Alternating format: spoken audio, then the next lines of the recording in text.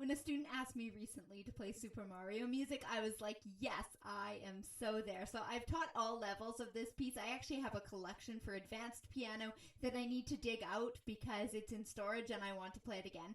But this Super Mario theme is for easy piano, and it's arranged by Amy Fairchild. And I love that she has lots of great finger suggestions in here so that it's easier for learners to learn.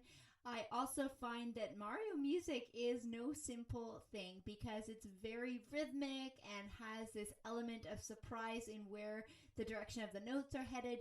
So it is so worth it to learn, but I would suggest learning it much slower than I play it in this next video. So I hope you enjoy it, and you might want to skip your next coffee out to purchase this arrangement of Amy Fairchild's because it will be definitely a favorite.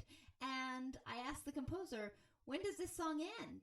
And she said, just keep playing it again and again and again. And in your house, if your children learn this, or maybe an adult, they'll just keep playing it. So you'll be hearing this a lot.